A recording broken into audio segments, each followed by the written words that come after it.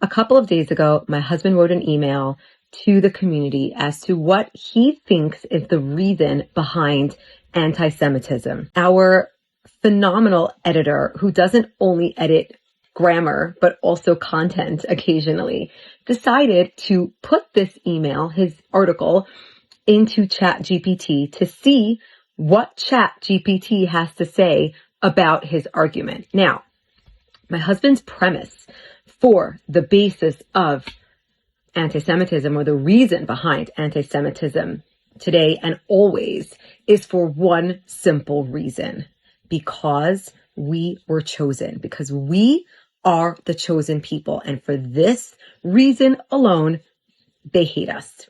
Now, our editor is not one to take this sitting down. He's very intellectual and is not one that just takes things at face value. And so he decided to put this into ChatGPT and see what ChatGPT has to say about it. And he sent it back to us.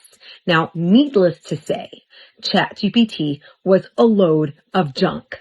And I let him know exactly what I thought about every single one of their counter arguments, and I want to share them with you too. So for argument number one, they say historical and contextual complexity. Anti-Semitism has appeared in many different forms throughout history, rooted in various social, political, economic, and religious factors.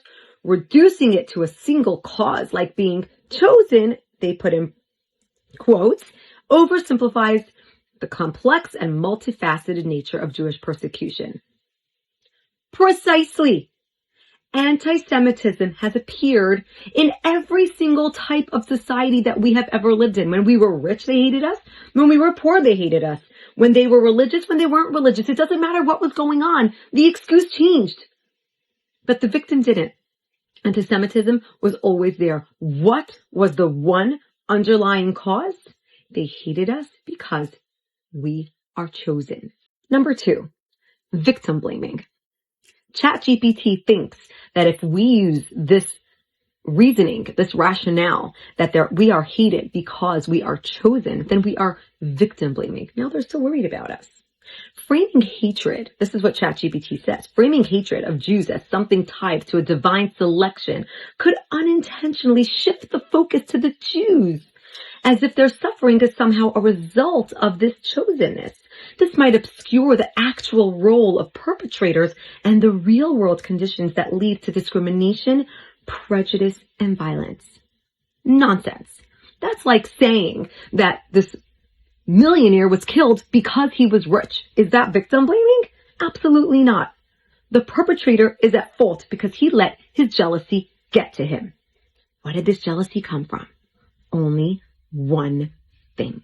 Number three in ChatGPT's argument as to why Jews being chosen is not a good enough reason for anti-Semitism. This is what they say.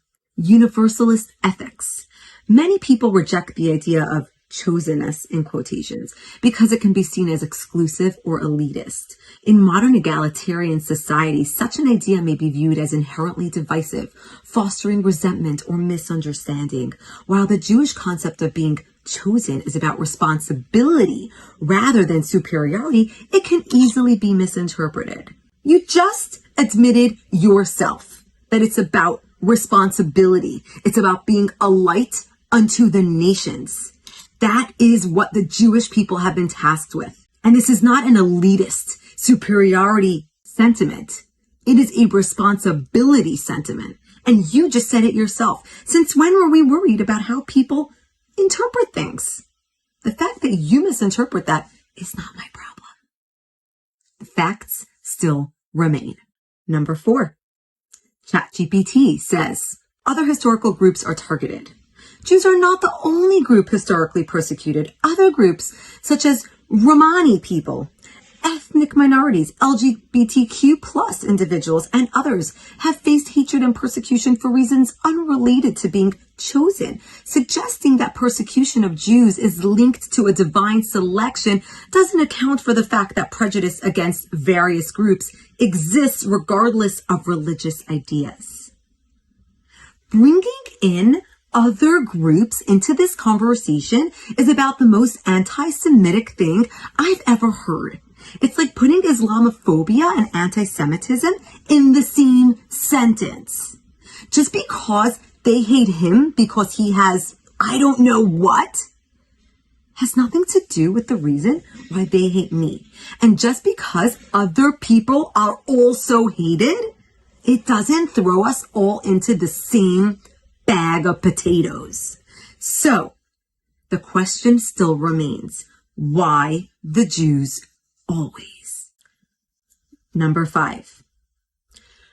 Religious versus secular anti-Semitism. The concept of Jews being hated because they are chosen is largely religious, yet much of modern anti-Semitism, especially from the 19th century onwards, has been secular based on racial, nationalistic, or economic reasons. The argument doesn't address these non-religious forms of anti-Semitism.